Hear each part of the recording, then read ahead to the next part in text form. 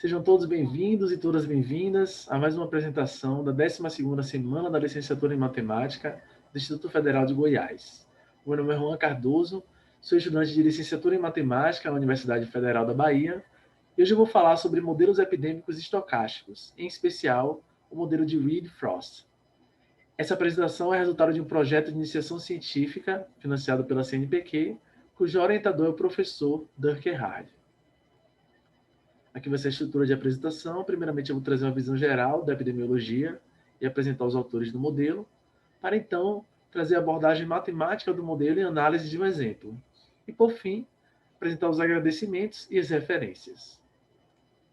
Bem, ao longo da história da humanidade, nós enfrentamos diversas epidemias. Eu trouxe aqui 3 imagens para ilustrar 3 delas. A primeira reflete um pouco da peste de Atenas, a segunda, a gripe de 1918, e a terceira, o coronavírus, que é a pandemia que estamos enfrentando atualmente. Bem, apesar de toda essa história de desde a antiguidade nós temos esse contato com as doenças, foi só a partir do século passado que os matemáticos começaram a compreender a epidemia como um processo que pode ser modelado matematicamente, que pode ser estudado. E foi então que se desenvolveu a epidemiologia. E quais são os objetivos dessa área, né? Quais são os objetivos desses modelos matemáticos? Os modelos matemáticos epidêmicos buscam entender como ocorre o processo de transmissão de doenças, se haverá ou não um surto epidêmico, as formas mais eficazes de vacinação, etc.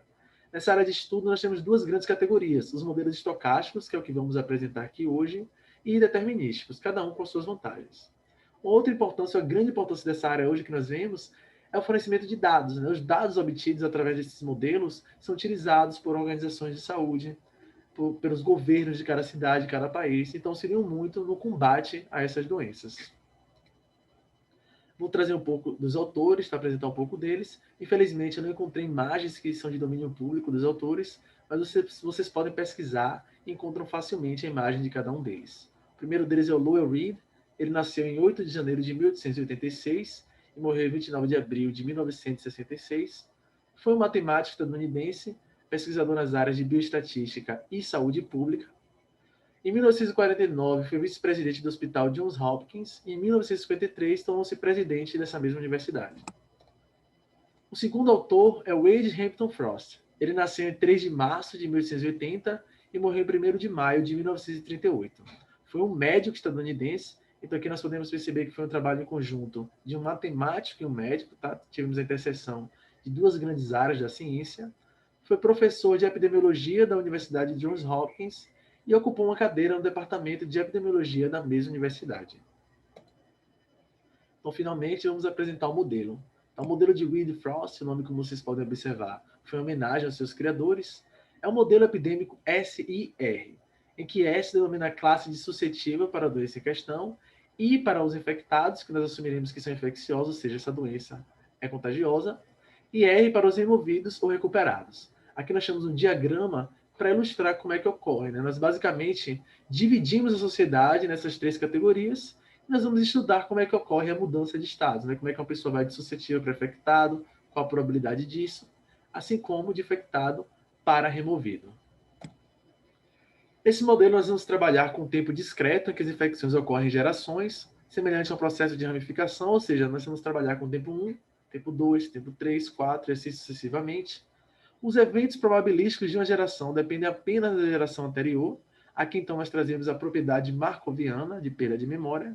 Além disso, são descritos com a probabilidade binomial, a distribuição binomial, que muita gente já deve conhecer. Por isso tudo, o modelo também é conhecido por modelo de cadeia binomial.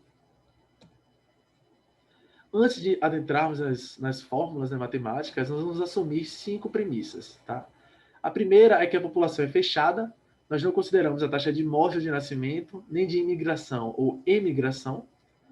A infecção ocorre por meio de contatos infecciosos com indivíduos infectados e somente assim. Você não pode pegar a doença pelo ar ou através de um objeto, somente através de outra pessoa, de um infectado necessariamente. Os contatos são independentes, essa premissa aqui vai facilitar muito os nossos cálculos. Qualquer indivíduo suscetível após o contato infeccioso torna-se infectado no tempo seguinte. Em outras palavras, não há intervalo de tempo entre a mudança de estado de suscetível para infectado. Isso aqui não ocorre em todas as doenças. Tem algumas doenças, você tem um período que a gente chama de exposto, você está exposto à doença, mas você ainda não passa a doença adiante. Como esse modelo é um modelo simples, isso não vai acontecer aqui. E, por fim, os infectados são removidos após uma unidade de tempo. Se você está doente no tempo t igual a 3, no tempo 4 você já está removido do sistema. Então vamos lá entender matematicamente como é esse processo.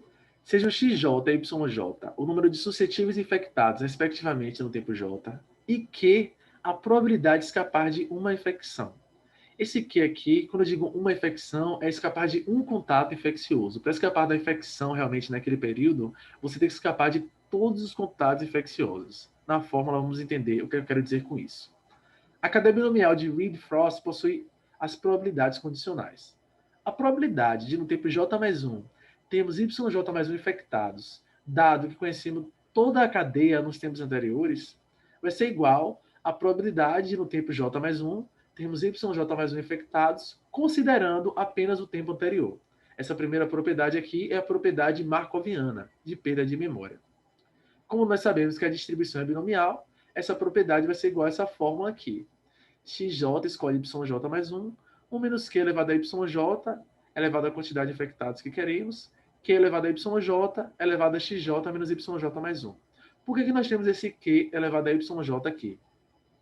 Q é a probabilidade de escapar de uma infecção, de um contato infeccioso. Para você escapar, ou seja, para você sair sem ser infectado, você tem que ter escapado de todos os contatos infecciosos. Então, se nós temos aqui YJ infectados, para você sair sem nenhuma infecção, você tem que escapar de todos esses contatos, com probabilidade Q elevado a YJ, porque são eventos independentes. E isso tudo aqui está elevado a XJ menos YJ mais 1, que é a quantidade restante de suscetíveis. Então, é por isso que nós temos esse Q elevado a YJ aqui, e o resto, tá? Essa distribuição aqui é a distribuição binomial que nós já conhecemos. O único detalhe realmente que difere é essa potência aqui, que eu acabei de explicar o motivo dela.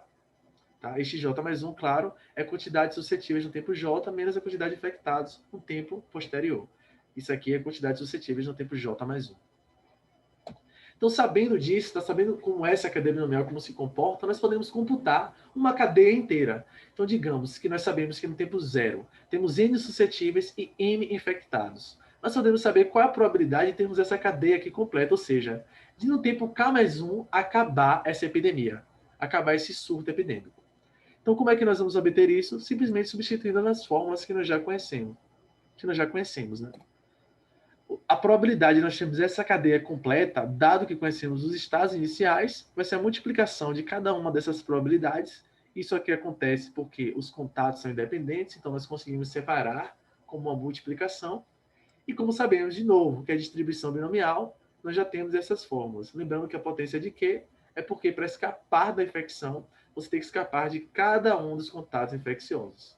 Então, sabendo disso, né, que é uma cadeia binomial, nós já sabemos, nós conseguimos computar toda essa fórmula. Percebam que é um pouco grande, é um pouco extensa, e essa é uma das desvantagens desse modelo, porque você precisa de muitos cálculos para obter os resultados.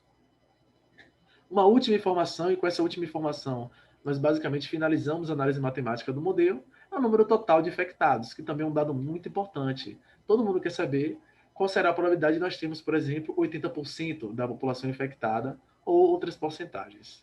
Então, nós vamos usar a fórmula Z igual ao somatório de YJ a partir do tempo 1, ou seja, o somatório de todos os infectados, para encontrar, tá? Nós vamos encontrar esse valor de Z.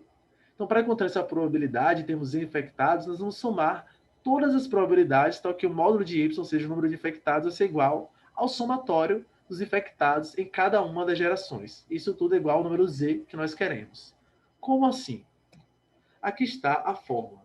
Probabilidade de termos Z infectados no final de uma epidemia, dado que conhecemos o estado inicial, vai ser o somatório de todas as possíveis cadeias, tal que no tempo K mais 1 nós não temos nenhum infectado. Ou seja, se você quer que tenham 10 infectados, por exemplo, no tempo K mais 1, você vai somar a cadeia, em que no tempo 1 tivemos 1, no tempo 2 tivemos 2, no tempo 3 tivemos 3, até finalizar 10, no tempo K mais 1 ter 0, ou no tempo 1 tivemos 5, no tempo 2 tivemos 1. Então percebam que a gente analisa todas as possibilidades. Então, quanto maior for esse número de infectados, maior vai ser a quantidade de cadeias, tornando esse cálculo também extenso. Perceba que se no tempo J nós não temos mais infectados, no tempo J mais 1 também não vai ter mais nenhum infectado. Então, isso aqui garante que o número da cadeia não vai ser maior do que o número de infectado. Esse somatório aqui vai ter que ser finito. Nós vamos sim obter um valor, por maior que seja esse número de infectados que queremos obter. Então, com isso, nós finalizamos a análise do modelo. Isso aqui é basicamente o que nós precisamos para trabalhar com o exemplo, com algum exemplo, com alguma análise. Então, vamos lá.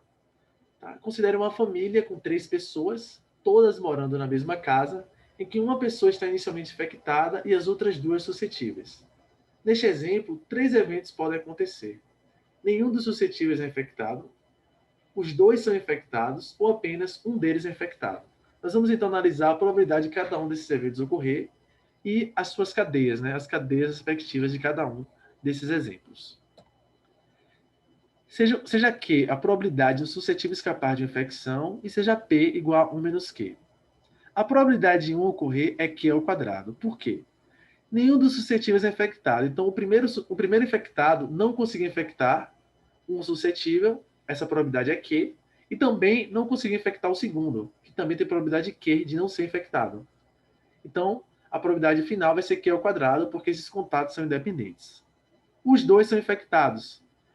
A cadeia também termina se esse 2 ocorrer, com probabilidade de P ao quadrado, seguindo o mesmo raciocínio que fizemos para o primeiro caso. P é a probabilidade dele ser infectado. O caso mais interessante aqui é o terceiro caso, em que apenas um deles é infectado, porque nós temos o desenvolvimento de uma cadeia um pouco maior. Então, vamos analisar as implicações desse caso. A probabilidade de apenas um ser infectado é PQ. Né? Ele vai infectar um com probabilidade P e o outro vai escapar com probabilidade Q. Na nossa cadeia, tá? A probabilidade de uma pessoa ser infectada pelo primeiro infectado na primeira geração vai ser 2PQ, porque a gente está seguindo a distribuição binomial. Ele tem 2 formas de escolher uma pessoa e PQ é a probabilidade de infectar somente uma delas. Então, quando ele infectou uma dessas pessoas, o que é que vai acontecer? O que é que vai acontecer na próxima geração? Esse primeiro infectado vai ser removido do sistema e agora nós temos uma cadeia com apenas 2 pessoas, um infectado e um suscetível. De novo, 2 eventos podem acontecer. Esse novo infectado pode infectar esse suscetível ou não infectar. O suscetível não é infectado com probabilidade Q, então a probabilidade final da cadeia vai ser 2PQ ao quadrado, ou seja, 2PQ vezes esse Q, ou esse último suscetível é infectado, ou seja, todos da casa foram infectados, com probabilidade P. E temos então no final a probabilidade 2P ao quadrado Q. Eu fiz uma tabela para ilustrar esse exemplo com todos esses casos. Aqui nós temos então a tabela e temos todas as cadeias. O caso em que esse primeiro infectado não infectou ninguém, o caso em que esse primeiro infectado infectou somente uma pessoa, o caso em que ele infectou, e por fim o caso em que ele infectou 2 pessoas, que são distribuídos aqui em 2 cadeias diferentes. Para esse primeiro caso, a probabilidade aqui é ao quadrado, e tomando esses 2 valores de P, nós temos esses 2 valores aqui para essas probabilidades. Então, o que é que eu vou fazer agora? Eu vou analisar esse mesmo exemplo em um condomínio de grupo, em um condomínio com 1000 casas com 3 pessoas. Então agora eu tenho esse valor para as probabilidades e eu vou fazer uma estimativa. Se eu tivesse então um condomínio com 1000 casas com 3 pessoas, seguindo todas essas premissas, ou seja, em cada casa nós temos um infectado. Qual vai ser a probabilidade de eu ter uma epidemia? Né? De eu ter uma epidemia dentro deste condomínio, digamos assim. Nas imagens que eu vou trazer, as casas vermelhas representam as pessoas infectadas e as pretas representam as pessoas removidas do sistema. Então aqui, essa primeira imagem. Em um condomínio com 1000 pessoas seguindo as premissas e com probabilidade 0,4 dessa pessoa infectar outra, nós teremos 360 casas com apenas uma pessoa infectada, ou seja, o infectado inicial não conseguiu infectar ninguém, que é exatamente essa probabilidade aqui, aplicada agora para o exemplo do condomínio. Teremos 288 casas com 2 pessoas infectadas e 352 casas com 3 infectados. Se nós alterarmos, então, essa probabilidade de infecção para 0,7, nós vamos ter uma mudança drástica. Perceba que o número de casas com 3 infectados aumentou bastante, o que é, de fato, esperável, porque a probabilidade de você infectar alguém é alta, então nós temos uma probabilidade alta de termos uma epidemia. E aqui, nesse caso, quase 80% do condomínio ficou com todo mundo infectado. Nós iríamos declarar, de fato, uma epidemia dentro deste condomínio. Então, finalizamos a análise do exemplo. Quais são as considerações finais acerca desse modelo? O que nós podemos dizer acerca do modelo de Reed-Frost? A qualidade forte desse modelo é que ele é um modelo simples, né? Sua simplicidade é o que se destaca. Ele é um caso especial do modelo SR padrão, então ele reflete muito do padrão de análise desses modelos. Serve, então, de modelo introdutório para quem quiser estudar os modelos estocásticos epidêmicos. Além disso, ele é ideal para populações naturalmente fechadas, como escolas ou condomínios habitacionais, porque os dois, né, dificilmente numa escola você vai ter matrícula de um aluno no final do ano. Então, a escola pode ser considerada como uma população naturalmente fechada e é ideal para utilizarmos esse modelo. E, por fim, ele pode ser usado para o estudo da gripe, catapora e outras doenças que não possuam tempo de latência. Pode ser um modelo, uma versão simplificada, na verdade, para o estudo dessas doenças. Você pode pegar uma doença que tem um tempo de latência e ainda assim aplicar nesse modelo, desde que você faça essas adaptações. Meus agradecimentos ao Instituto Federal de Goiás por proporcionar esse evento, né, 12ª semana da licenciatura em matemática, e à CNPq pelo financiamento desse projeto. Aqui são as referências utilizadas, tá? Foram basicamente esses dois livros que serviram como base principal. E aqui eu também agradeço a Pinhen Huang, que foi a pessoa que fez esse template.